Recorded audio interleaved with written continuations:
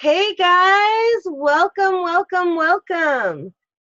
Those of you who've been on a webinar with me before, well, this is Sandy. You guys probably know that. If you've been on a webinar with me before, then you may notice that this is a different system. John is hosting it, and we're using Zoom instead of the system that I've been using. So I just want to tell you, first of all, I'm so glad that you're here, and I'm so excited for everything that we're going to learn. And if you have questions, put them into the chat and make sure that you choose that the questions are going to everybody, so that it goes into the chat log and not just to me or to just a panelist or just to John, because they may not be seen that way. So it's better to put them into the general everybody part of the chat. And let's see. Well, we're getting started. We are here on a very, very special SEO webinar. For those of you that don't know, SEO is search engine optimization. Basically, that is the science and art of making Google happy. So I met John. Some of you have been following me, know that I've been going to like all of these conferences and kind of on this whirlwind tour. And so I met John at one of the conferences that I was speaking at. And the guy who was hosting the conference, his name was Hank, and he told me, "Oh, I've got the best SEO guy." And I've heard this before from people, and most of the time, it's somebody that really just doesn't know anything. So I was just kind of like, "Yeah, okay, sounds good." And so then, John and I were talking before the event, and I was kind of doing some name dropping just to see how he reacted and what he actually knew. And so there was a group that I used to follow when I first got into marketing called Stompernet, and this was kind of like the big think tank and like the most brilliant minds in internet marketing, and well, online and offline, really. I mean, it was just made of the most incredible people, and they had physical magazines that they put out. And so when I first got into marketing and going to conferences, I would study these magazines like seriously, like they were my college textbooks. I mean, I would just pour over them. And so I threw out a couple of names to John. I'm like, well, I used to follow Stompernet, and then he's like, oh, well, I used to be on the faculty. And then I was like, well, wait a second, what is your last name? And when he told me who he was, I recognized his name immediately because I remembered it from the magazines. I started fangirling like you wouldn't believe, like, oh my God, I can't believe like I'm actually in your presence.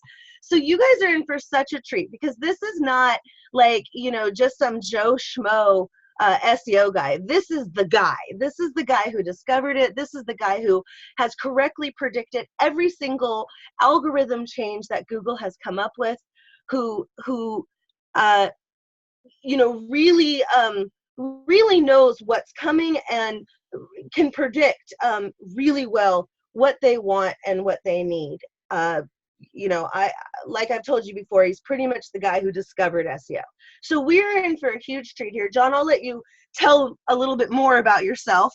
But I'm really, really excited that you agreed to do this for my people, and I'm so grateful. And I'm so excited to learn alongside with them and see what we've got in store today. Oh, well, cool. Well, thanks for having me on. First off, I actually love to do these things. It's it's like I live and breathe this stuff, and it just, I don't even know how long I've been doing this at this point. It almost sounds like it's unrealistic, but it's been over 20 years, I can tell you that. Wow.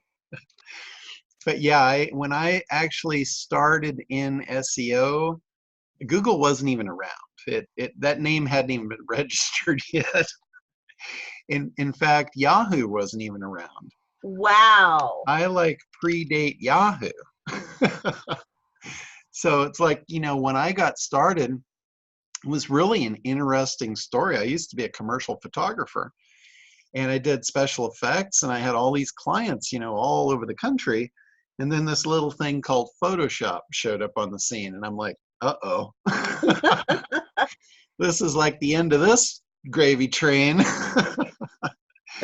So I went into the internet. I started building websites for all those customers that I had all over the country. They were all manufacturers for the most part. And once I got their websites built, I went to them and I said, okay, here's the deal. What you have here is you have an electronic brochure. And the only way that this is going to do you any good is if you take it out of the box and you put it in the right hands, just like the brochures that you print in your real business. And they're like, oh, wow, yeah, I want to do that. And that was how I explained it, because we didn't even know what to call it back then. Oh, wow. There was no SEO, there was no search engine optimization. Those terms didn't even exist. So that's how I would describe it. I'm like, I'm going to take your brochure out of the box and I'm going to put it in the right hands. And they're like, awesome. Wow. So that's how far back I go with this thing. So it's pretty crazy. Yeah, that's pretty incredible. The internet before there was an internet. Yeah, I remember, back then it was like Alta Vista was the big search engine. That was like, if you were in Alta Vista, like you were it. I vaguely remember Alta Vista. Yeah, that was the big driver back then. That was like back in the 90s or the AOL days, right? Yeah, yep, exactly. It was probably about 95 when I started doing this stuff. Wow. Pretty crazy. I know a lot of the people doing it now, they weren't even born then. It blows my mind. It's like, God, I feel like a dinosaur. I'm starting to feel that way just when I go to the doctor. Oh, but crazy. But anyway, what I wanted to talk to you about and your people was mostly business, how business is done, and a way to leverage the internet and Google specifically to advance your business. Because the way it used to be, oh, well, first of all, let's just hit this for a minute. Oh, thank you. I want to wish you a happy birthday. When I heard about that, I'm like, oh yeah, let's definitely do that. Thank you. Well, this is an awesome birthday present, and I'm so happy to share it with my peoples. Yeah, I was going to actually unmute everybody and let them sing to you, but gosh. that might be a mess. Yeah, that might be some major feedback. But we'll do a virtual happy birthday song for you here, so you can just imagine. All right. But anyway, this is basically, this is like what's going on. People are begging for leads, and it's the same thing as like begging for food. It really is. It's kind of crazy. When you think about this, the difference between the guy on the left and the guy on the right, there's not really much difference there, right? and that's the way a lot of people are doing in this is what's going on in their business. It's kind of crazy what's happening here. And this is like, when you think about how you get customers, I bet you a lot of you get them this way. It's word of mouth, word gets around, one person tells another. And, that is really good. Word of mouth is by far, the best type of advertising. But the problem here is it's dying. Word of mouth advertising is absolutely dying because people don't do that as much anymore. It used to be, if you wanted to know what to get, where do you buy your car? Where do you do this? Where do you do that? You would go out to the fence and you'd ask your neighbor. You would actually talk to people and find out how they do things or where they get whatever. That was the way it used to be. And it was great. But now, think about it. When was the last time you went and asked somebody's advice on getting a service or a product? The new thing now is you go to Google. You flat out type in Google and you say, hey, hey, Google, who's the best? Well, what if you could get Google, like this is specifically for you, what if you could get Google to say, hey, Sandy is the best? I like the look of that. This is like the new word of mouth. This is what is, whenever something dies, something new comes up in its place. And search is that new referral. It's that new word of mouth advertising.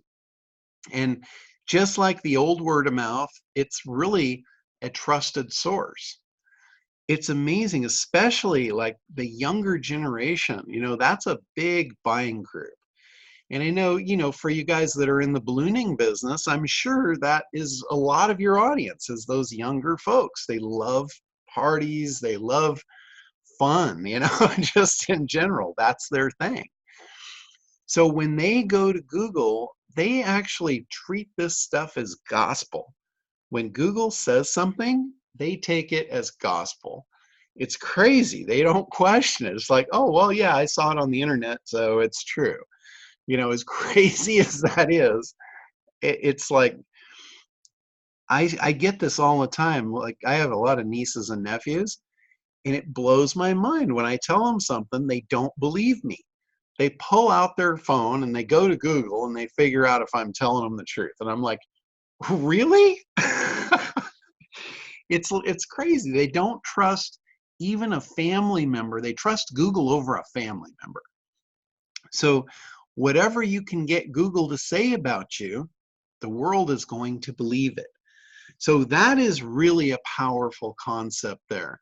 And if you want to get Google to say this, the thing that's going to happen with this is it's going to create raving fans for you because of that trust.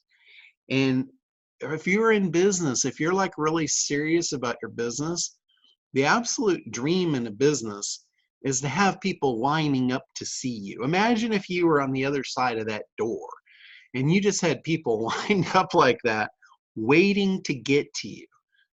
That is what this can do for your business. If you can get a trusted source like Google to say you're the best, this is the outcome.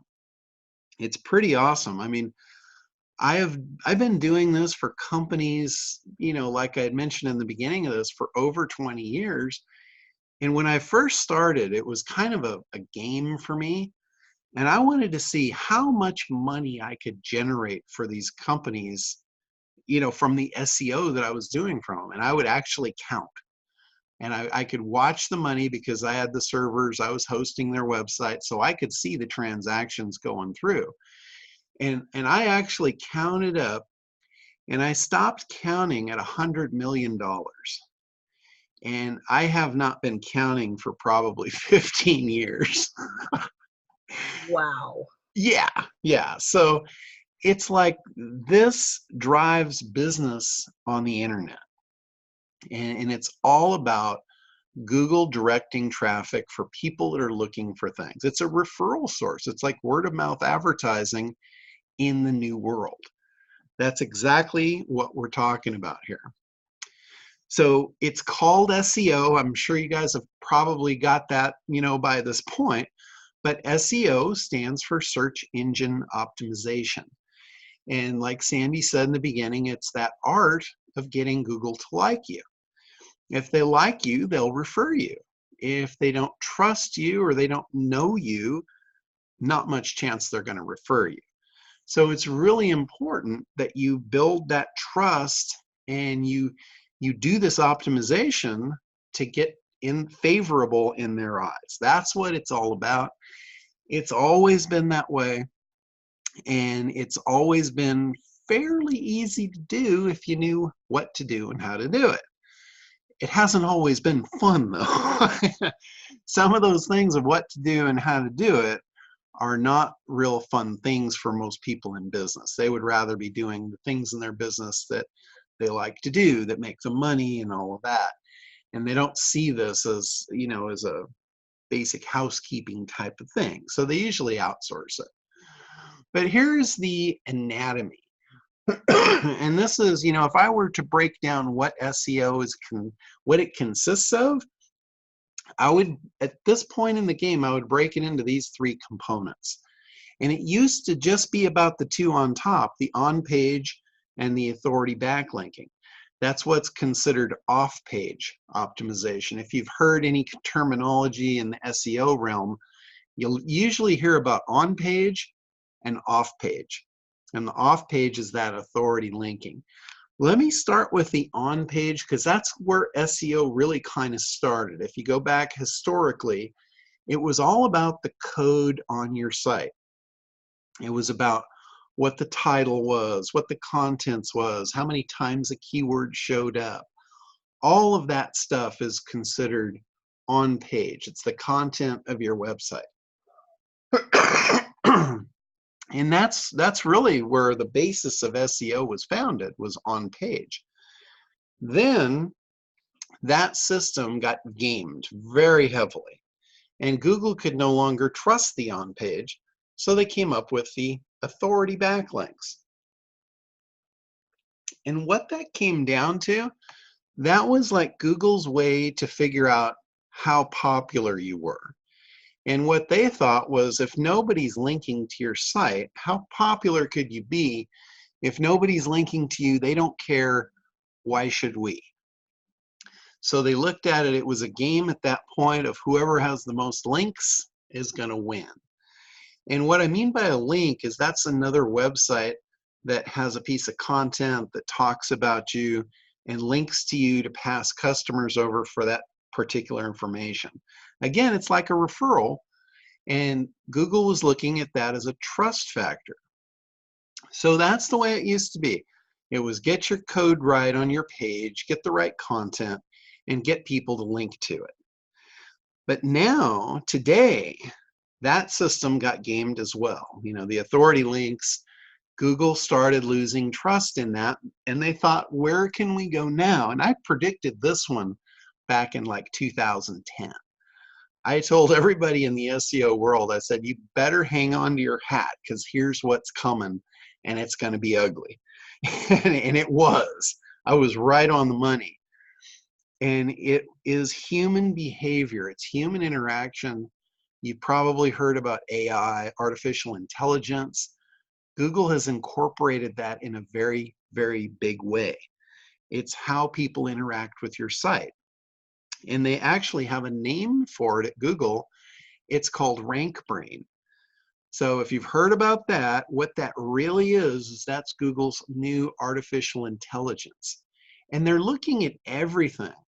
They're looking at if a person clicks through to your site, if they bounce off, how long they stay, how many pages deep. It's the whole human interaction of how people engage in your site. When Google puts you up in their top 10 listing, one of those sites is going to get clicked on. If it's the site in the 3rd or 4th position and a number of people click that one versus the top ones, that's a signal to Google that that site should probably be at the top. So they move it up. So it's really, they're looking at how people are interacting, and that's their new popularity game. It's human interaction.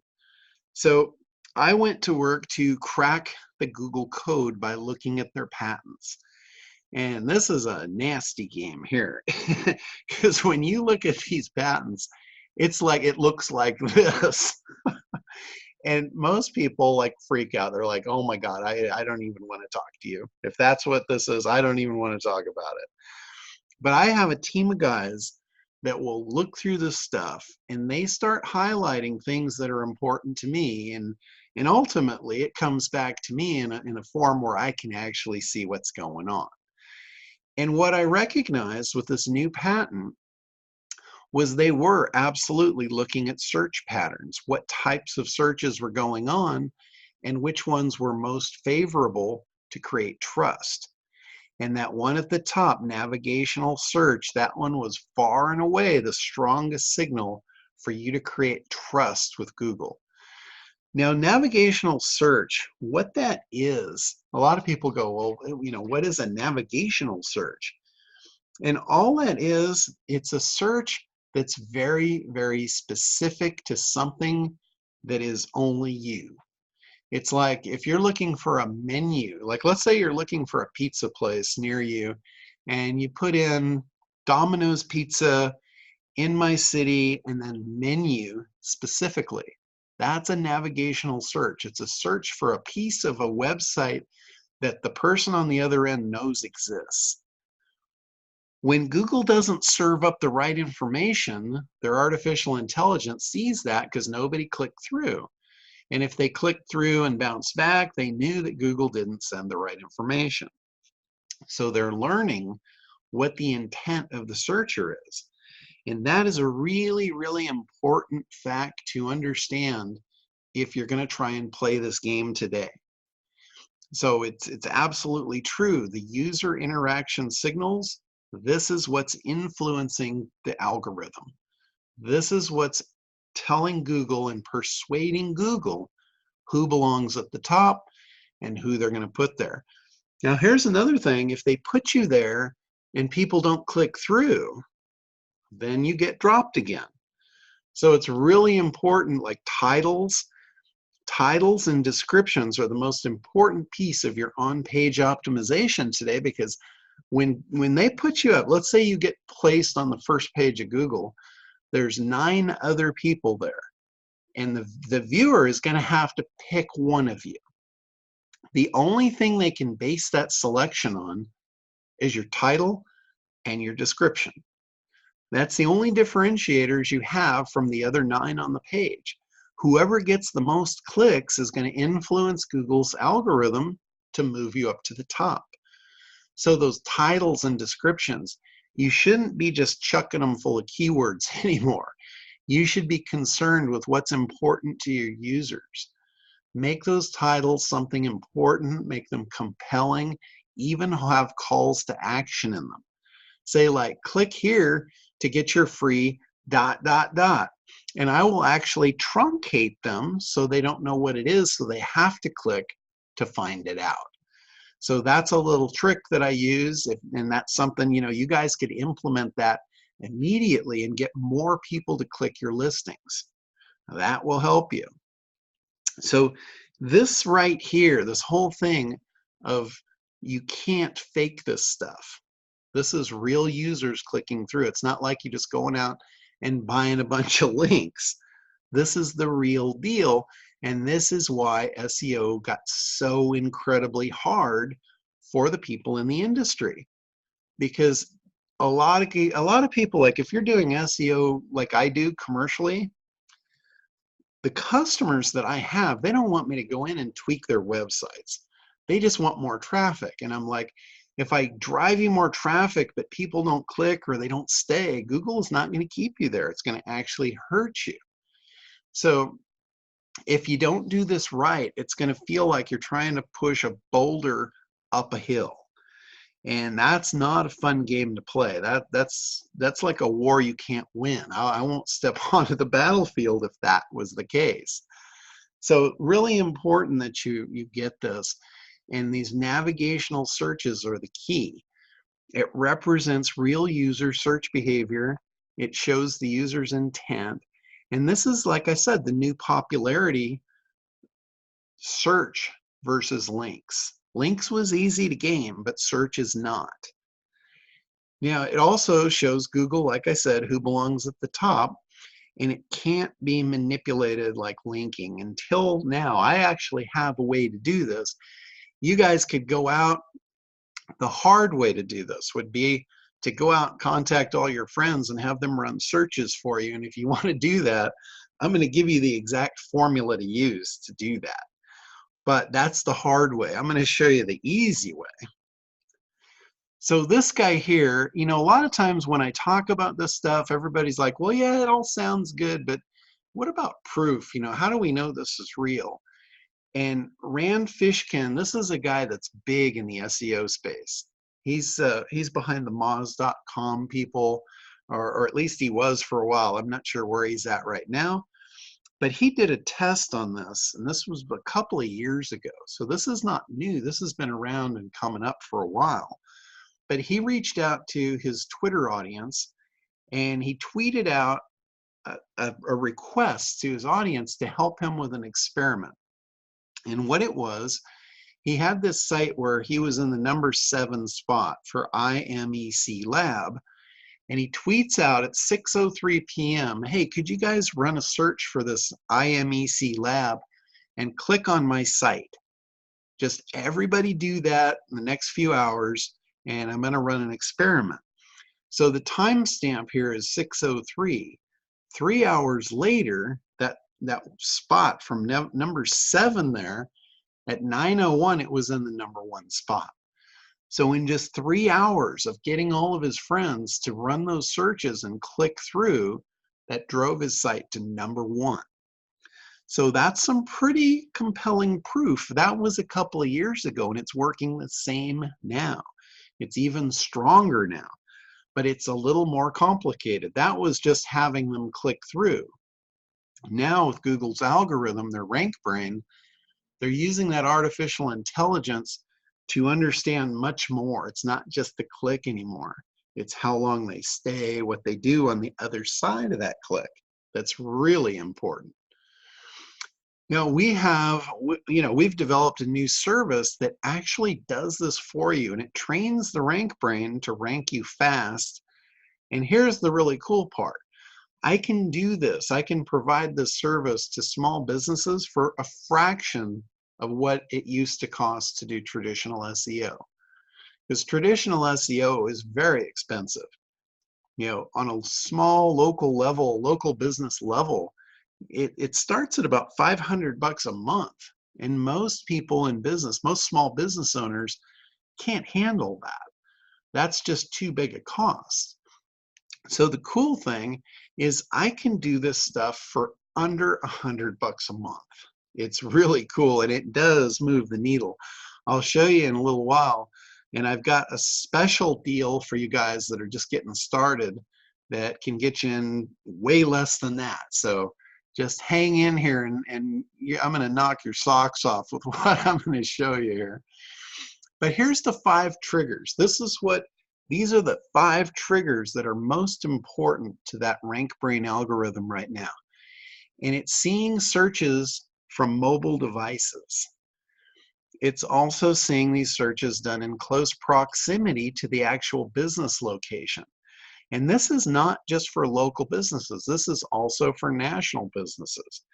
When a national business is in a city, Google expects people in the city to know the business and run searches for them.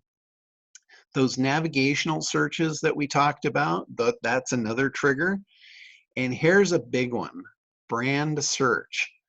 If people know your brand name and they search for you, and sometimes your name is your brand, that is perfectly fine. If people know to search for your name, that tells Google people know about you, and that makes them trust you a lot more. So that number 4 thing there, the brand search, that factor made this game incredibly hard to the little guys. If you run a search for almost anything right now on Google, you will see it's all major brands dominating the top. There are no little guys playing the game at this point. And that's why. It's because brand search has really dominated. It's a dominating factor in Google's new algorithm. Next one, that last one, this is probably the most powerful one of all. And it's a revised search combining the keyword with the brand. And the way this works, what I'm talking about there with a revised search, in SEO, they call that pogo sticking. It's like when somebody doesn't get a result they want, they bounce back and they try again. So imagine this, you go to search and you put in a keyword, you don't see what you're looking for, so you bounce back to the search box and you add the brand name to the keyword. You're telling Google, hey, you didn't give me what I wanted, let me be more specific here. This is what I'm really looking for. And by doing that, Google's algorithm learns. Their artificial intelligence gets smarter, and it figures out the intent of that search. Later on, it's going to remember that, so when someone else starts to run that keyword, it's going to say, oh, I bet they want this brand because other people have wanted that in the past. So that's a really powerful thing there.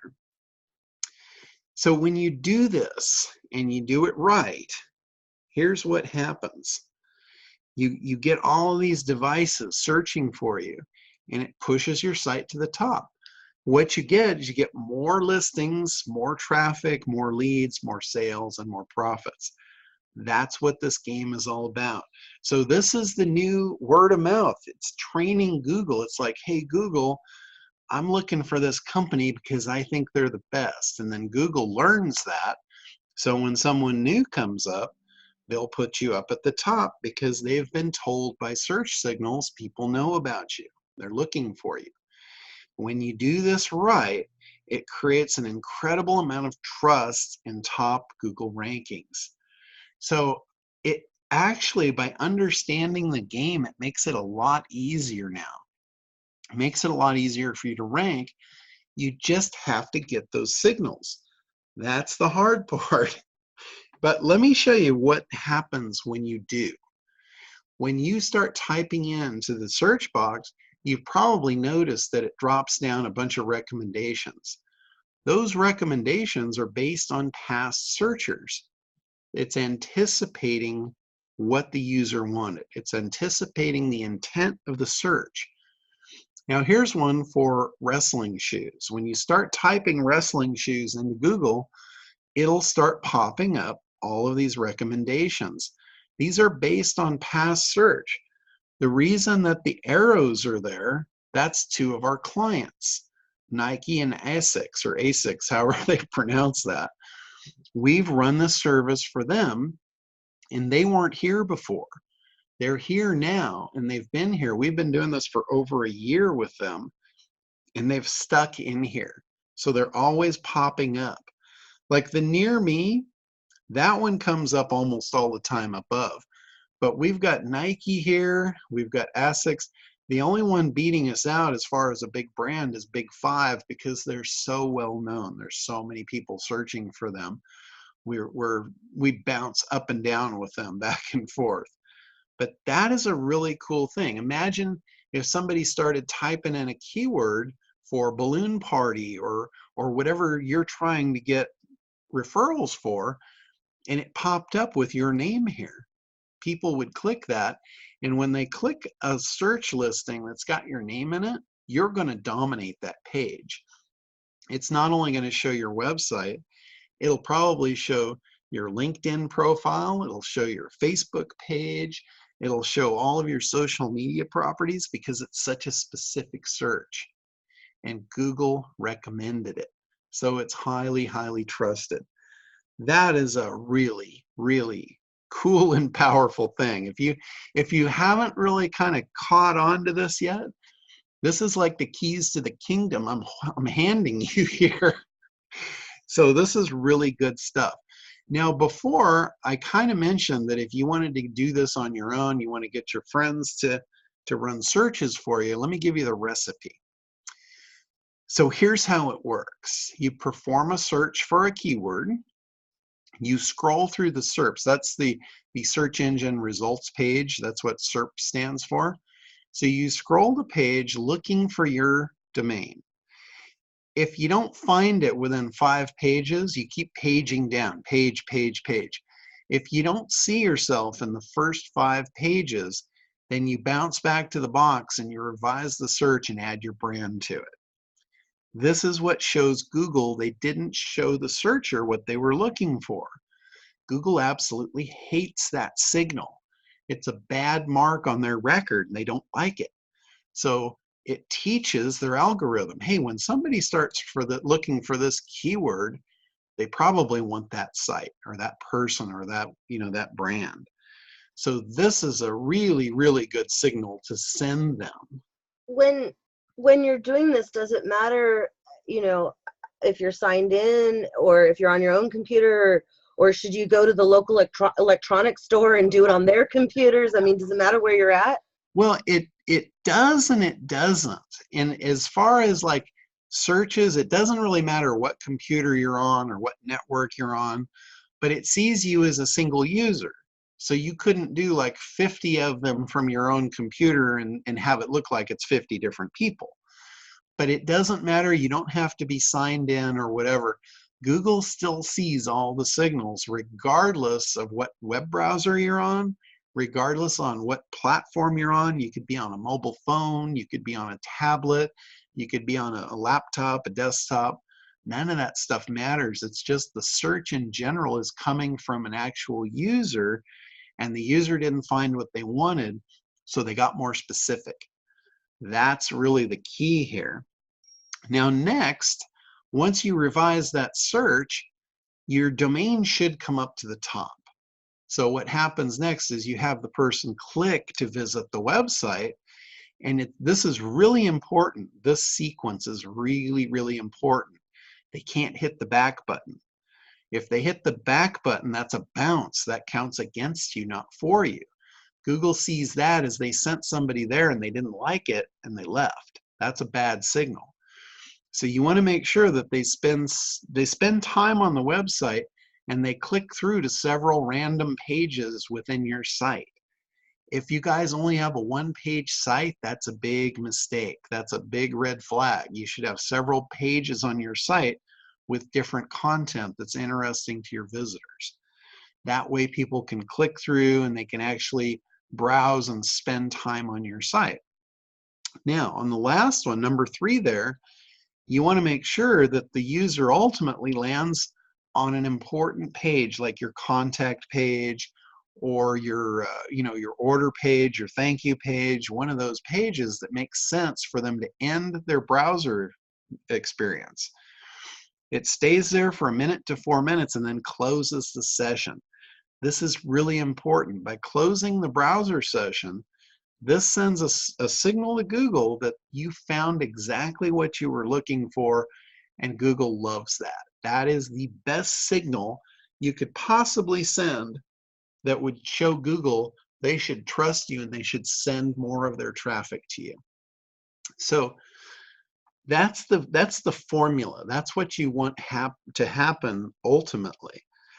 Now, like I said, we have figured this out. We have built a network of real computer devices, real cell phones, real desktops that send these signals on our behalf and on behalf of our customers, and we have them everywhere.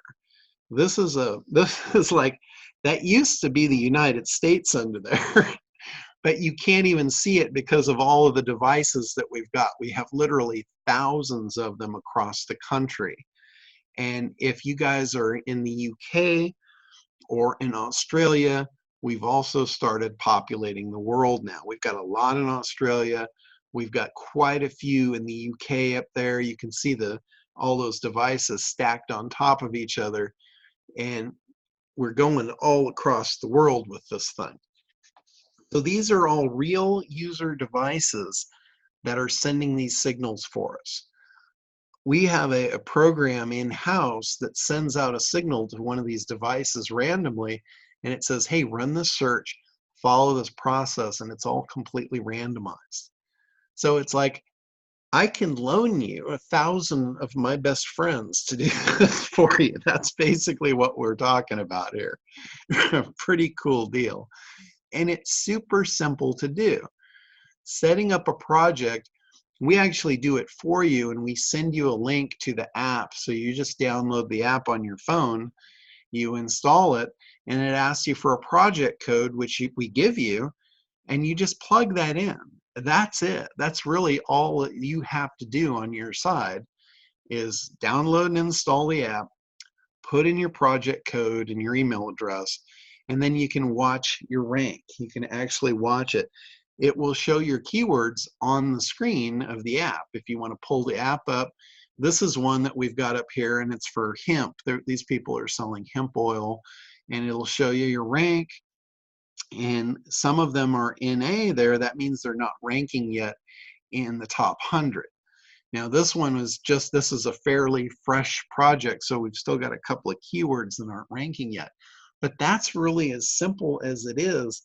That's all there is to it. So it's literally, you just download the app, put in your project code, and let our network go to work. Pretty cool stuff. Now, just imagine for a minute having that kind of power and being able to control the best traffic on the planet. I don't think I really talked about that much in the beginning, but Google traffic, I talked a lot about the trust factor and this being the new referral source and all that. But let me go a little deeper on why search traffic is so good, why I consider it to be the best traffic on the planet. If you look at all sources of advertising throughout history, every one of them is what I call disruptive advertising. This includes television. Even television. Search traffic is more powerful than television ads.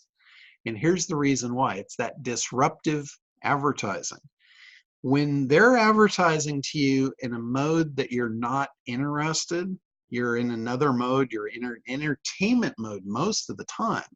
Like if you're on Facebook, you're probably looking at your friends and you know, stuff like that. You're not in business mode. You're not on Facebook to buy stuff.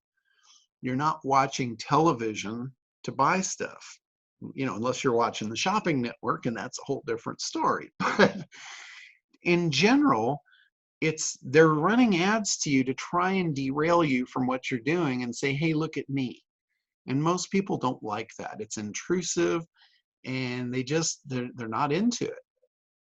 But it's like cold calling. If you guys have ever tried cold calling, it is the most dehumanizing thing that you could ever do, because it's just rejection after rejection after rejection. Because think about it, that person is busy and you're interrupting their day. It's disruptive advertising.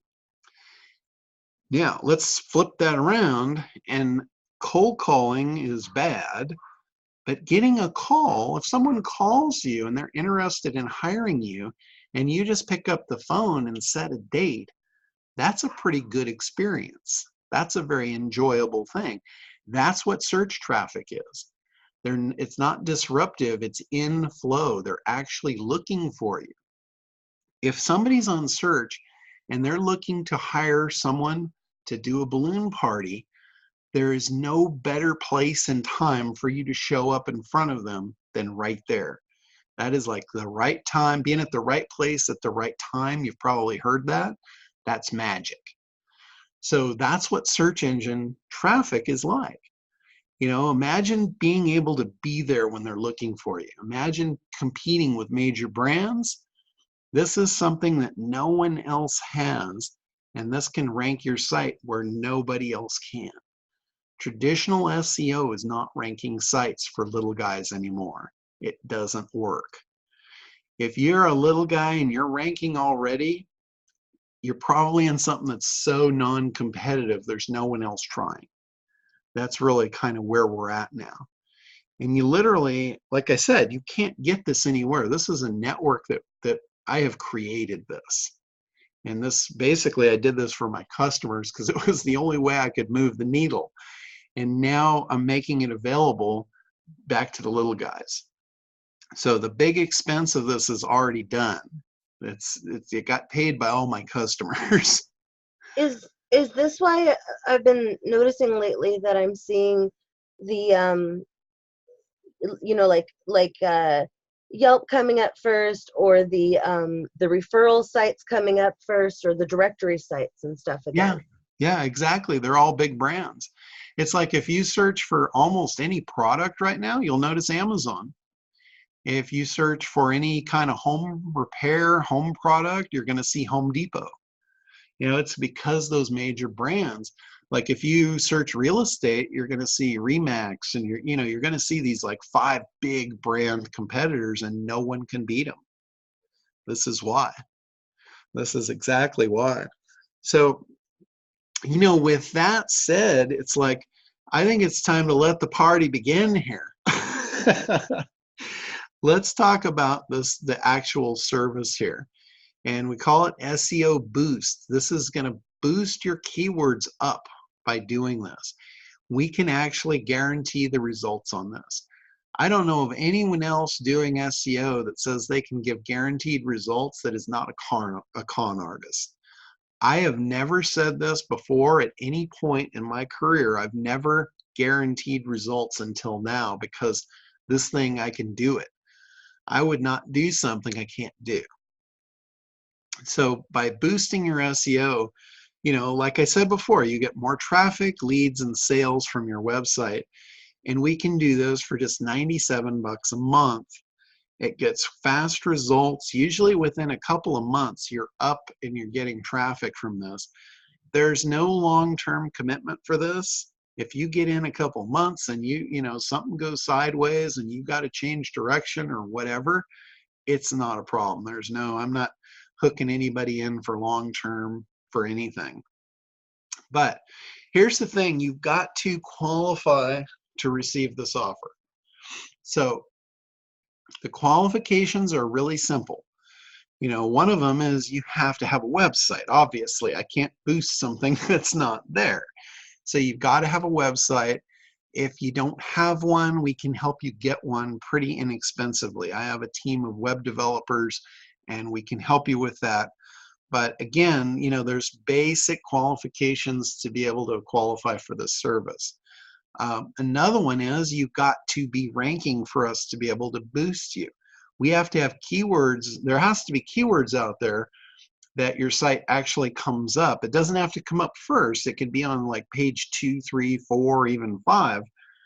And we can run a search for that. And we can determine if you're in a position for this to actually work for you. So what we do is we say, okay, buy the service. We'll do a background check. We'll make sure that everything is cool and that you do qualify. If you don't, for any reason, we just refund your money, and I'll call you up and we'll have a conversation basically in why you didn't qualify and what to do if you want to fix it, you know, and get qualified and be able to move forward. But like I said, you know, I said before that we have 2 different ways to do this. I threw out the $97 a month, but I did say that I had another deal for you guys if you want lower than that. But here's the deal. If you're ready for the boost, you can go to internetdominators.com/Sandy. I've set up a special page there that you can actually get $47 a month. It's just less keywords. The 97, that covers 12 keywords. If you're just getting started out and that's too much, like I said, I've got this 47, so just click on the 5 keyword deal and it's just 47 bucks a month. There's nowhere that you are going to find an SEO service that works for that price. That I can guarantee. I've been in this business long enough that I can guarantee that. Yeah, that's a crazy low price. Yeah, and this actually works. And our guarantee, remember I said there was a guarantee here. Let's go back here and, oh, I skipped out. Let me go back and get back to the page we want here. Okay, so right here, the guaranteed results. Let's start this up. Okay, so guaranteed results. Let me tell you the way the guarantee works. If I don't have you for at least one of your keywords, if I don't have you on the first page in 90 days, I will stop billing you. I will continue to run the service for up to a year until I've got you there. That's how confident I am in this thing. Wow. So yeah, so there's not a lot of risk on your part. 3 months in, if you were doing this at $47 a month, you've got $150 worth of skin in the game, and I'm going to fight for you for up to a year to get you on the first page. That's the worst case scenario here. And Shana is asking, you know, once you do get somebody up to the first page, how long can you expect those results to last? We have them stick. We routinely, because we keep running the service, keeps the searches going to that to keep it there. So almost every one of the ones that we have done this for, and we've done this for hundreds, if not thousands at this point, they've all stuck. Sometimes, you know, with SEO, sometimes what will happen is they'll put you up and then they'll drop you down and then they'll put you back. So it kind of bounces around for a little bit when you're first starting. But once this gets solidified, once Google's algorithm figures out you belong there, you pretty much stick. And then what we do is we'll go back and we'll revise your keywords and we'll start pushing other keywords up for you so you can rank for even more keywords. So it's pretty awesome. I have a couple of questions for you. Okay. You know, just in terms of like for those who are brand new or they, you know, they don't have a website yet, what platform do you like? I mean, should they do WordPress or Wix or Squarespace, or does it matter? I would not do the Wix from the Squarespace. Honestly, I would get a real WordPress site. The Wix and the Squarespace, it makes it really easy for you to put a website up real quickly, and it gives you a lot of creative, you know, ability without knowing any technical skills. But here's the problem. It's like a template. and Google doesn't really like templates all that much. So, and it doesn't give you access to do a lot of the, the coding stuff, the putting in the extra things that Google likes. It makes it very difficult to do that. Like, for instance, I said how important the title and the description is. A lot of times on those templates, it makes it very difficult for you to edit that. And that's really important, that you're able to have full editability of your website. And a lot of those templates, they make it really difficult, if not impossible. Like, I've seen most of those, they'll start your title off with home. And that is just like the sign of an amateur, having home for your for your title. It's ridiculous. What would a good title be? A good title might have your business name in it. It might have your keyword in it, and have it in a way that it's really compelling. Like for you, for instance, having your balloon business in there. What's the name of your business? Balloon Utopia. Okay. So Balloon Utopia would be a great word to have in the title, and then something that says what you're going to get out of it. I love benefit related statements and titles and descriptions. Like Balloon Utopia, to make the party of your dreams come true. Click now. Something like that. Somebody's going to look at that and go, wow, the party of my dreams? That's awesome. Let me see what's on the other side of that. Got it. So that is a really, that would be a good description for you. And then Devorah is asking, what do you suggest they do if they already have a Wix site? If they already have a Wix site, I can take a look at it and see if it's gonna work, because I can see if they're already ranking. And it's funny, I see I have a typo there. Are you ready for a boost? I wasn't going to say anything. Oh man, that just smacked me in the face. But yeah, if you've already got a site, it's quite possible that it's already ranking and you're good to go. And I can take a real quick look at that. Once your order is in, that's the first thing I'm going to do is go through and verify it, make sure it's good to go. And if not, I'll get back with you and let you know, here's some recommendations for how to help it and get you on track. And I've got a couple of questions here on GoDaddy. Okay. One person is asking if GoDaddy is a good builder to try, and the other is somebody else is asking what you think of GoDaddy sites.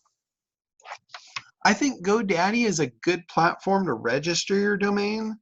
It's not a good hosting environment. It's a very slow hosting environment, and Google, again, they're looking at user experience. So if your sites are not loading fast, that's a problem.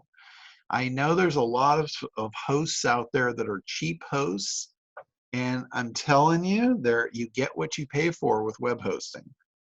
If you've got a $4 host and you're running your business on it, basically you're just telling Google, I don't really value my business that much. It's not that important to me.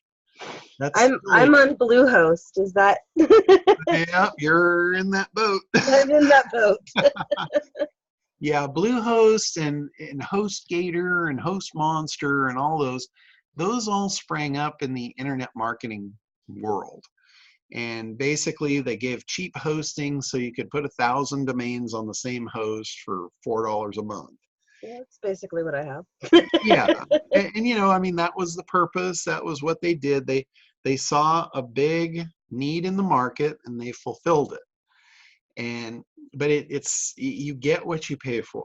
I don't know, like if you ask any of my clients, my customers, if I recommended them to go on a $4 host, they would fire me. They would like, I am not putting my business on that. So who are some good ones? I have been in the hosting business since 1995. Oh, wow. I know I host the majority of my customers' sites, and typically if I'm not hosting them, usually they're buying dedicated servers and they're running their own stuff. Got it.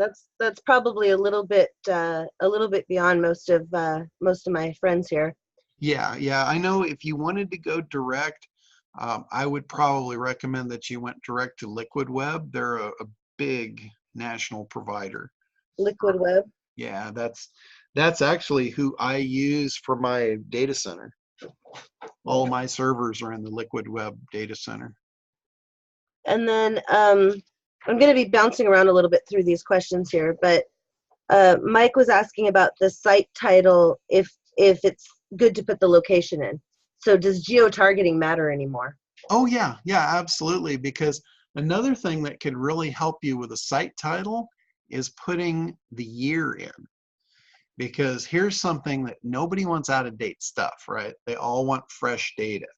So if you're the only site that has the year, the current year in there, they know without a shadow of a doubt this is not old information. So they're much more likely to click on you versus the other 9 on the page. Wow. So that's another really good trick for that.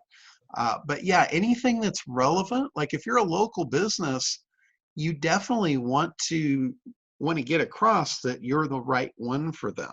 And if locality matters, like think of this as your customers. They are the most important thing to you, and you should be the most important thing to them. So you want to make that connection. So the faster they can identify you're the right one for them, the more likely they are to click. And if they're looking for, let's say they're looking for, for tires for their car, they don't want them in another state, right? They want them right down the street. So convenience. So if that's your deal, if you're a local convenience, then yeah, I would absolutely reference that in the title or the description, either one. Got a couple more GoDaddy questions coming up.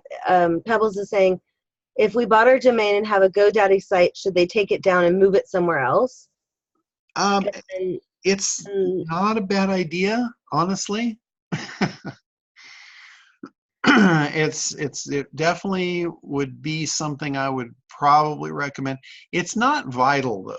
Like if you have a site that's on GoDaddy or Bluehost or any of those, there's not like, it's not like radioactive. There might be other things that you could spend your time, in a more productive way than trying to move it. But if you're in a Wix site or if you're in a template site, you can't change your titles and descriptions, then that's a reason to move right now. Right. So I have Cynthia's asking, she went through Datasphere and they created the website and they do the changes. And Okay. then when she asked if she could have access to make changes herself, they said no. So Okay. Well, that could be because they're managing it and they just don't want the headache. mhm. But as long as they can make the changes that you need and you're paying for it and you're happy with that, there's no problem with that. And then Pebbles is asking what a slow host means. A slow host is like if you're on a server where they've piled 1,000 websites on the server. When somebody requests your site, like they call up your website and there's 1,000 other sites being requested at the same time, you go into a queue, so your site is not automatically just put up immediately. So it's a wait time. That's what I mean by slow. It might be slow to load. There's other reasons that a site could load slow. You might have not optimized your images. If you've got images, like you took images from your phone and they're huge and you loaded them right up onto your website in full size, that's going to take a long time for that to load on a mobile device, and that's not good. So, How would you optimize those images? well, what you do is you take the image and you resize it, first of all, because most of the images off a phone is like several thousand pixels, the width of it. So you would want to optimize it down to the size that you're viewing it on the website is probably, 350 pixels wide, maybe 500. So if you reduce the image down in size, you're going to shrink the size of that file considerably. And then there's programs out there like, I use Photoshop. I know most people don't use Photoshop because it's expensive, but there's other image editors and you can compress the images just like you can compress videos. anything you can do to reduce file size of the images and the assets on your website will help it load faster. And I have another image question here. Somebody's asking, do we add this info to our individual photos? I'm thinking he might mean the dates or the geo-targeting information. Yeah, no, what he's referring to there is a thing called alt tags. There's an alt tag where you can put information in about an image, and you can put keywords in there. A lot of people in the past use that to stuff with keywords. That's not really the intent of it, although it did work from an SEO standpoint for a long time. But what it's for, it's to make your website compliant uh, with the handicap.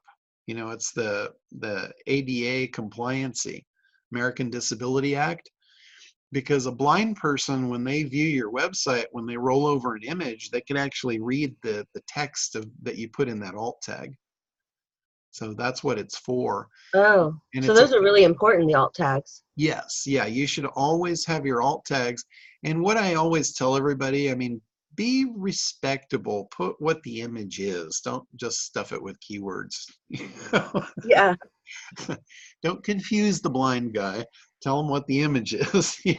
If you want to put the benefit in there, great, but don't just stuff it with, random words. And Mike is asking, with your process, is it important to have your social media handles all be the same to make it easier for people? It, Or does it even connect? it really has no relevance in what we do. Having your social media handles all connect, that's more for you as a brand. That's like a brand solidity thing. You could solidify, who you are. You don't want to send mixed signals out to the world. Like, you don't want to be somebody on Twitter and somebody different on Facebook. You want to have a brand that's a solid brand. So from that aspect, I would say, yeah, you want all of your stuff to be stable and solid. And Morley is asking, what if you can't find your website no matter how much you Google? That could be a problem, and I can look at that for you, and I can probably tell you why really quickly, and we might be able to fix it really quickly as well. And could that be related to being a Wix site? It could, yes. It very well could be. So I wrote down questions as people were asking them, so they may not be in order of what we were talking about. And like I said, if any of you guys are interested in this and you want to get in on this, go ahead and place your order, and you don't have to worry. If it's not going to work, I'm just going to refund your purchase. So you're not ever going to lose out. There's absolutely no risk on this. The worst thing that would happen is you're going to get, probably a half-hour consultation with me and get your money back if it's not going to work. I'm just going to give you advice on, what you need to do, and you can decide out at that point. Right, and if somebody doesn't want to take the easy way that you're offering, which I do, I mean, should they drive around and hit every electronic store and pull up their site and search through it and yeah, pretty tell much. all their friends to do it? I mean, should it be like plan 2 hours a day and go to the Verizon store, then go to the T-Mobile store, then go to Costco and do a search for your site and then pull it up and then Yeah, absolutely. And by the way, I didn't tell you ahead of time, but that is your birthday present. I'm doing this for you for free. You are? Yeah. Oh my God, I'm so excited. Thank you. So if anyone deserves to be on top of Google for ballooning, I think it's you. Oh, I think I used to be for a really long time, and then I haven't updated my site in like 4 years, so they stopped liking me so much. Well, let me help you with that. Get you back in their good graces. Yeah. Got a couple more questions. So for people who are just starting out or they have a brand new site, how can they get that RankBrain to like them? Well, it's all about user interaction. So one of the things that you could do to help is to go to places that have a lot of traffic and put your content there with links to your website. Like YouTube is a great place. You could put up little videos, and if people are interested at the end of the video, say, click through to my website for more information. Yeah, and speaking of YouTube, guys, if anybody wants to make videos that I'll put on my channel, I need more videos on my channel. So Yeah, uh, I've offered that to you before. If you want to make how-to videos, I'm yeah, happy to promote you. yeah. But Facebook is another place too. You know, you can put your calls to action out all over social media for sure. yeah, Nadine wants to know about how long it takes to start seeing results. You know, it really depends. There's a lot of factors, but I guarantee that we see results in the first 90 days for sure. Uh, And we, Typically, we see it a lot faster than that. I mean, I've had some that within the first month were knocking it out of the park. very cool. And Carl was asking earlier if should you still work on backlinks to build authority, or is that just Oh yeah, yeah, absolutely. The first thing, like when I showed that puzzle piece where there was the three pieces, all three of those are still important. But if you're missing any one of them, you know, you're not doing yourself any favors for sure. So backlinking is still important, even if it's just from your own social accounts. As long as you got links coming in that people are following, that's all good stuff. That's showing Google that, hey, you know, there's links coming into you, people know about you, this is real and we should trust it. and so I mean that's something I've been preaching for a long time is to on all of your social media sites have a profile everywhere, right? Instagram, YouTube, LinkedIn, everywhere that's linking back to your website. Yeah, now here's another thing too, and I see this mistake made a lot. I see websites that have their social media profile links up in the header, and they're sending people from their website to their social media stuff. Don't do that. You want it the other way around. You don't want to be sending traffic off of your site to social media. You should be using social media to feed into your site. If you want to put them on there, put them in the footer. You'll do yourself a huge favor Oh, if you're not promoting those in the header. interesting. Yeah, I Interesting. see that. I see that a lot. Yeah, I'm making that mistake. Yeah, you're in good company. And Lisa is asking about your service if it would work in New Zealand. Yes, yep. We're building the network. We've got quite a few down in Australia and New Zealand already. So, yep. And Mike earlier was asking about reviews versus SEO. Now, reviews is a good way to get interaction, especially if you've got a local, like a Google My Business account, and you're accepting reviews on there because that is directly connected to your website. And what it's doing is it's showing Google people are interacting. People know your brand and they're interacting with it. So reviews are really good, especially for local sites. Um, and so going back, when you were talking about the autofill, having uh, your brand come up as part of the in the autofill with the keyword is Uh-huh. a really strong thing. Oh That yeah, increases yeah, click. yeah, because what happens when your name comes up in the autofill and somebody clicks on that, what happens is the search result page is dominated by all of your properties. And you can see this, like if you put in a keyword with your brand name attached to it, you'll notice if you've got social media accounts, they all come up. Because who else really for that specific search, who else belongs there really? You know, if somebody knows to search for you, Google's not going to put somebody else up there. It's not in their best interest. That would be bait and switch. They're very against that. So my competitor, for example, has spent a lot of money on ads, and I think that's helped him take over some of the keywords from me. Yeah, using paid ads is a really good way to drive traffic to your site and train RankBrain that people like your site. That's Because they're like a clicking on short, the ad, and yeah, that's giving those signals. yeah, that's a shortcut to it. That's a way to fast track if you're starting out and you're really fresh at SEO and your site doesn't have any traffic. If you didn't use a service like ours, that would be a really good way to send some traffic to your site so Google could evaluate it.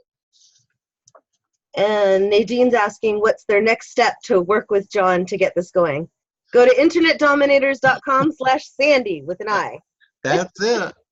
That's it. Pick if you want the 5 keyword or the 12 keyword. And once your order's in, I will get back with you. I'll recommend the keywords that we should start with, and I'll evaluate your site and basically make sure you qualify so it works.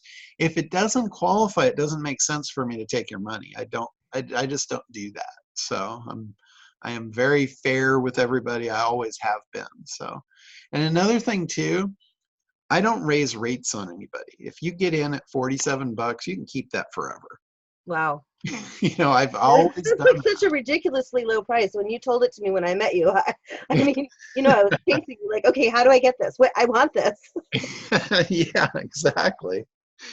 It's crazy. It really, I mean, if your business doesn't have traffic and you don't see the value in this, I don't really think you should be in business. You should probably just go work for someone. As Yeah. sad as that sounds, I really don't recommend that, but that's the honest truth. I think I've got all the questions that were in the chat log. So if you guys have other questions, go ahead and type them in. Well, cool. No, those are great questions too. That's, people should be really concerned with with what they've got going on in the eyes of Google. It should be really important to you because, like I said, that is the new referral source. There's no way around it. Thank you. There's no disputing it. And if you're not like on board with it, you're really shooting yourself in the foot. You've Yeah, got to get on board with them. I've learned a lot from you today. I mean, I thought I knew a lot, but I knew a lot of old stuff. Note to self: get the social media buttons off the top of the website, put them onto the footer. Yeah. It's just, it's sequencing. It's like getting the priorities. Your website should be your main hub. The rest of them should feed the hub, not the other way around. So. Got it. Wow, very cool. John, I am so appreciative of you coming and doing this. Oh, my pleasure. Does anybody else have questions before we let him go? Bula is saying, thanks, John, for sharing this. Marketing and generating leads is one of his challenges, and he's going to consider the site. Okay, cool. Elise is saying that she's grateful for the information, and she's a new balloon designer in Des Moines, Iowa. So I think that there's several people here that are really brand new and are just starting to build their website. Is there any extra advice that you have for them, that they don't have their website yet, or they're just in the process of building it now? Sure, absolutely. If you just want my view on something, if you go to the site, theinternetdominators.com, I have a form right on the page there, on the home page, where you can get like a free 15-minute consult. So that's available to all you guys as well. If you just want advice on something, or you want to see if you're doing the right thing, just go ahead and take advantage of that. And Karen's asking, she says people refer her on the local mommy Facebook page, and then her Facebook usually gets tagged. Would it be better to tag her website instead on things like that? Yeah, any place where you can drive traffic to your website, like if you're sending people to your Facebook business page or something like that, that's okay, because Facebook sees that as engagement too, and then they favor you more. But once they're on that page, do everything that you can to get them opted into your website. Get them driven across there. So from a Facebook mommy page, send them to your Facebook page, and then from your Facebook page, get them into your website. Yeah, as fast as you can, you want to get them onto your website. And Carolyn's wondering, if her website doesn't qualify based on your terms, can you give them recommendations to get them up to where they need to be for you? Oh yeah, absolutely. I will absolutely do that. That's what I said. The worst thing that will happen is I'll give you your money back. I'll tell you what you need to do, and then you can come back when you're ready. And like I said, I'm not raising the prices. I don't do the whole thing of, get it today because it's the price today and that's the only thing. I think that's so cheesy. I don't play those games. That's refreshing. Yeah. Devin is asking, do searches come up the same if people type in ing, such as run or running? Is Google going to look at that as two different words still, or now with AI, are they kind of, figuring out the grammar? It is absolutely two separate phrases, and it can come up either way. And the answer is really yes, all the way across the board, because their AI is figuring out what the intent is, so it might make recommendations. Like, for instance, I've seen this one a lot, is somebody will type in something like learn to play the guitar. And what will pop up is guitar lessons. So Google is knowing the intent that if they want to learn to play the guitar, they probably want guitar lessons, so it fills in the blank. Mm. So you can get something completely different than what you originally started looking for based on that whole artificial intelligence thing. And Mike is asking if HTTPS is important for SEO. HTTPS has really kind of become the gold standard. And I would say, yes, they do look at that as a trust factor. And Cynthia wants there's to really, know. there's no Sorry. reason not to have the S in there now, because it's like if you're going with a good host, the hosts now, they buy the certificate for the whole server so they can secure any site on the server, and they should be able to do that for you, in your hosting price without charging you additional. Yeah, I think Bluehost told me, like, oh, you just need to ask for it. Yeah. Cynthia wants to know if you send out monthly updates on what you're doing so that they can track and see what's been happening. Well, the cool thing with this is you could look at it every day if you wanted to, because it's right on your phone. Right. Either you're moving up in the rankings or you're not. Yeah, exactly. You have the ability to look at it, anytime you want. And PJ is saying, starting out with only you working, would it make sense to use this service without being overbooked? I'm not sure if they're asking if you would be overbooked or if they would get too much traffic and be overbooked. If you're worried about you getting too much traffic, PJ, then you get to double your rates, work less, and make more money. Yeah, I would never be worried about getting too many customers. But maybe in terms of you, I mean, do you have a threshold of what you can handle in at all or in a location? No. There's no restriction on my part. It's like I told you at the event. It's been a very long time since I actually turned any wrenches. I have a pretty good sized team that's doing this stuff for me. And Devorle is saying her business name is something that leads to something that's very popular and gets a ton of hits, but is irrelevant to balloons. Does she have a bad name, or is that something that can be overcome?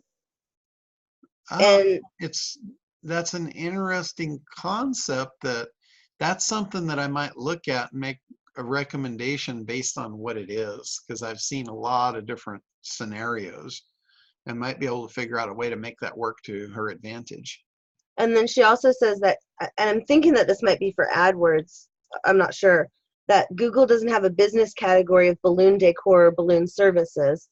They only have balloon artist and balloon store. I mean, I think for keywords, you want to use the words that your customers are using, right? Yeah, exactly. How you're categorized may or may not matter, depending on what you're going into, what the directory is. But you might find that a directory might have another type of listing, like parties or party supply or something like that, where you could show up there and maybe they hadn't even thought about balloon artistry, but then it shows up and they're like, oh yeah. And then Sunshine's asking, how long do you think somebody should do this for? I guess your program, a month, a year? Can it be stopped and started, turned on and turned off? What do you suggest in terms of, I guess, how long it takes to get, see, and keep results? Sure. With SEO is kind of like an equity building thing, and it snowballs. So like for me, when my customers start doing SEO, they usually never stop, because it always keeps getting better and better. And then if they stop, then they can lose traction. And sometimes it's harder to come back. You mean like when people don't update their site for 4 years? Yeah, kind of. But it's something like SEO. When you look at SEO as a part of your business, part of your advertising, it's really something that should be there forever. It's not like you say, oh well, yeah, I have enough search traffic now, I can slow down, I can kick back, and then all of a sudden now it disappears, and then it's a lot harder to get it back. You're better off to just keep rolling it forward and keep the snowball growing. That's right. Don't let somebody take over your spot. Yeah. Shannon's asking, do you only work with Google, or is Bing, Yahoo, MSN just as important? And should you register with those sites? Oh, is it more helpful than just doing Google? Absolutely. All of them are important because you could have potentially customers on all of those platforms. And I'll tell you for one that this is a really interesting fact, is Bing is more flushed with female customers. Oh, interesting. Yeah. If you're looking for middle America, mom, work at home, or just basic, moms across America, Bing is your search engine. No doubt about it. And I confirmed that from somebody at Bing, that I was right on that assumption, and they didn't even know why. It was really funny to me that they didn't know why that was true. Yeah, why is that true? Because women are more accepting of things the way they are than men are. Oh, and that's the default? Yeah, that's the default browser on most machines that are bought off the shelf. So a woman comes, she'll buy a laptop or a computer, she takes it home and plugs it in, and she hits search. And the default search is Bing. But would that be on Internet Explorer? Or? Yeah. So. Oh, interesting. I didn't even think about that. Yeah, so a man buys a computer, and the first thing he's going to do is pee on it. He's going to mark his territory. He's going to go and reconfigure everything. And the first thing he's going to do is change the default search to Google. Right. So the first thing I'm going to do is download Chrome, and then that's about it. I'm afraid to touch anything else. Devin's asking, how can I raise my Google Maps ranking specifically? And if there's a benefit to using your service if they're already consistently on the first page with all of their keywords. Yes, absolutely. It's a yes and a yes. And here's the way, like for the Google Maps, the Maps is tied to your website. So the more popular you make your website, the more the maps are going to go up. We have actually seen this service boost the maps up, even though it's not specifically for the maps. And the reason it boosts them up is because it's boosting the website, and it's that direct connection, that tie, that will help the maps. And if you are on, let's say you're up on the top and you think you're at top of all the searches, I can pretty much assure you you're not. You might be on the top for ones that you're aware of, but there is a ton of other keywords you might not be up at the top for. And here's another really cool thing about the service that most people don't get, is when you look at keywords and SEO, most people will focus, like, let's say the 12 keywords that we pick. That's really all they're focused on. That's all they're looking at. But when those 12 keywords go up, what happens is it potentially pulls hundreds of others up with it, all types of variations. So the amount of traffic that you could get off of that boost of all of those variations of keywords can be massive. It's like, I talk about that as like the ships in the harbor. When the tide rises, all the ships go up.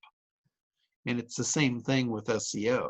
When the tide goes up, it carries all the keywords up with it. Now there might be some really more generic keywords that have high volumes of traffic that you're not ranking for, that those could potentially be coming up in the ranks behind that you're not even looking at. So lots of benefit from doing SEO. And Shannon's asking, she says, when you Google her business name, all of her social media and her website pops up in the top 5 results.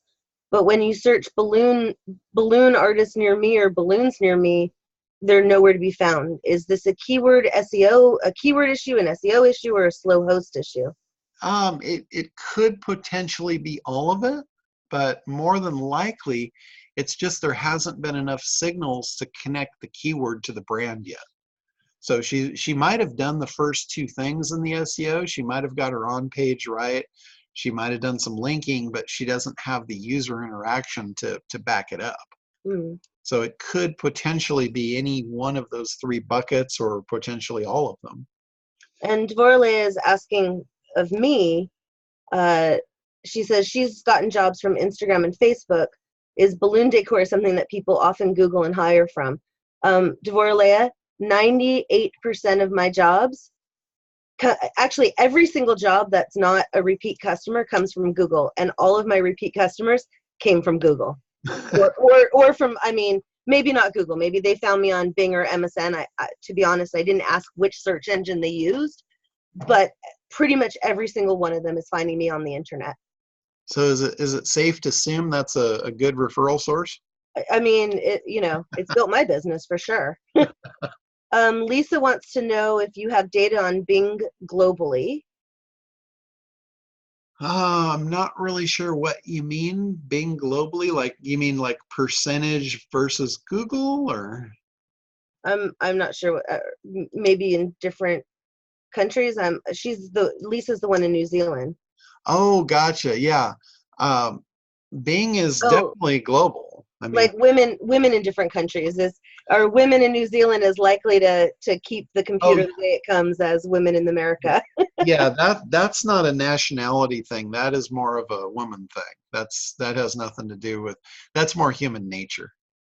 And Shannon's saying that they had a customer tell them that they chose Bing because the pictures are prettier. Yeah. Yeah, a lot of people like Bing. Even people that used to be hardcore Google fanatics like Bing now. So, but and Safari, right? I mean, Safari is the default on the iPhone. So yeah, Google is. There's no doubt about it. Google is the 900-pound gorilla. There's no doubt about it. But that doesn't mean that a 400-pound gorilla couldn't do a lot of good for your business. Right. Right. Any other questions, guys? I think I got all of them now. Okay, cool. Hopefully I do a good job at answering them. Yeah, I mean, if you guys, if you didn't answer it, or if I didn't read your question or interpret it correctly, feel free to type it back in there. We'll give you a couple more minutes here. Yeah. But I've learned so much, John. This has been amazing. This has been fascinating.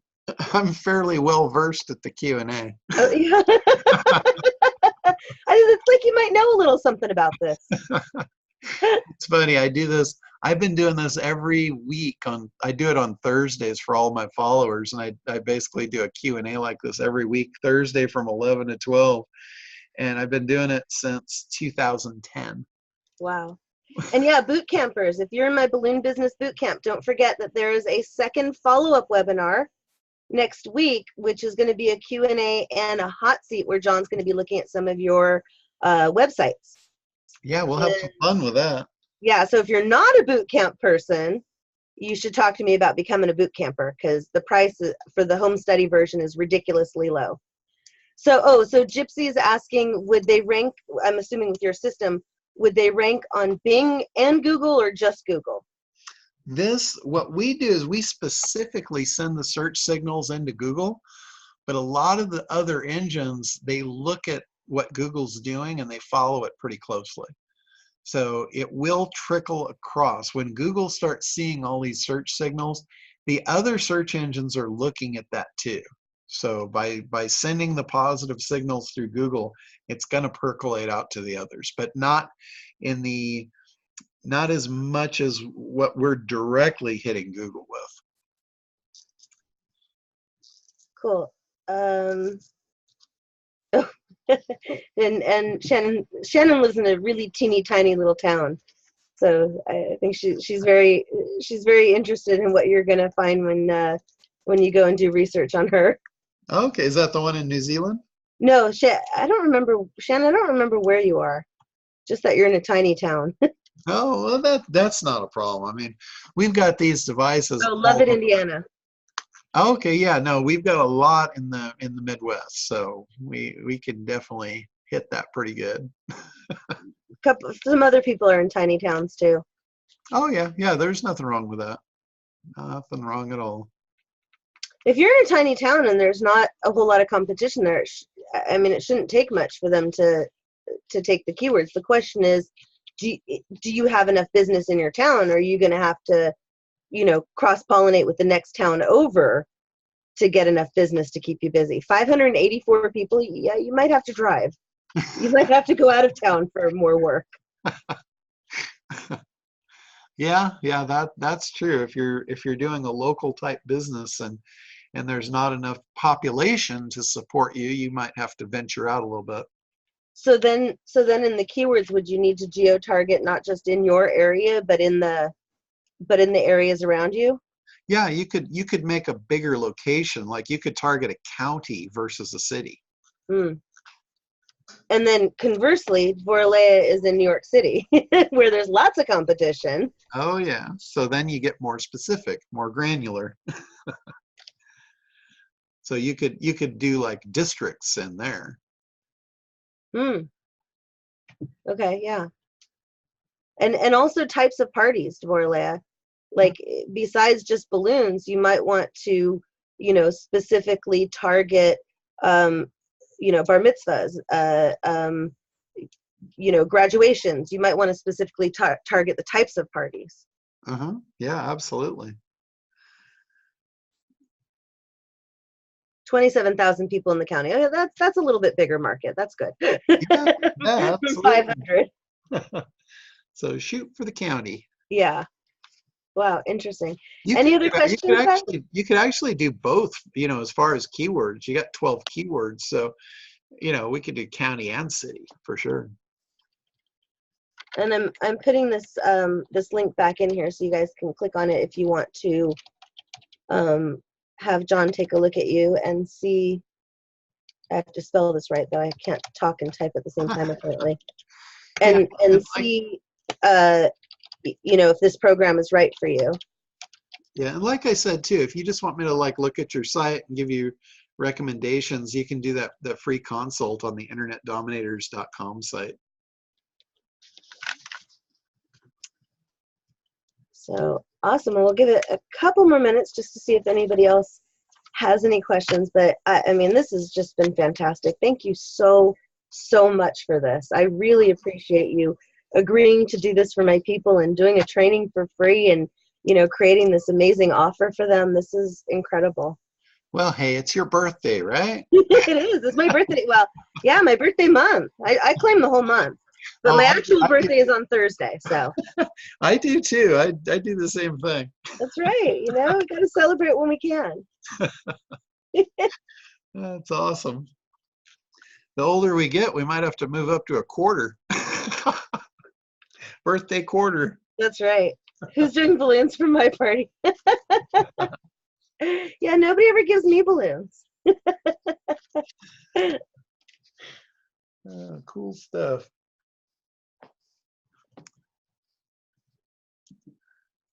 All right. Awesome. Awesome. Well, happy birthday to you too, Scott, on the 14th. And anybody else in November. I claim the month, but I'm willing to share.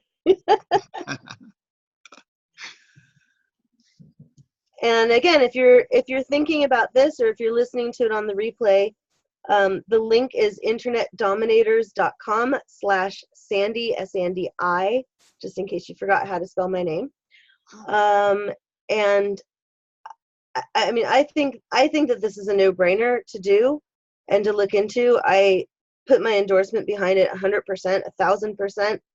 I didn't know that he was going to gift it to me for my birthday. I'm very grateful for that, but I was planning to sign up myself. And actually, I still have some other sites that are non-balloon related that I probably need to sign up for. We'll get you fixed up. That's right. That's right. Because I'm so well branded to balloons that when somebody looks me up, they don't see anything about my other stuff. Oh, very cool. All right. Well, guys, thank you so much for joining us. And especially you guys on the East Coast that have, stayed on late with us. Thank you for coming, and well, thank you to all of you. And some of you who are brand new, this might have been like drinking from a fire hose. Feel free to put questions in the Facebook group. If, there was things that we were talking about that you don't even know what language we're speaking, we can continue this conversation in the Facebook group. So feel free to ask questions if you didn't understand some of the things that we were talking about, or if you were taking notes and you're like, wait, what is long tail? What page title? What even is that? So we can continue that conversation. And John, you're going to be sending out this replay, right? Yeah, I'm going to do the replay for you. So, some people might even want to know what this FOA is, Yeah. That's an acronym. Yeah. First on arrival. There you go. That's a good one. So, yeah. Well, guys, thank you, John. Thank you. It looks like there's no more questions at this point. So, okay. Well, cool. Yeah. Awesome.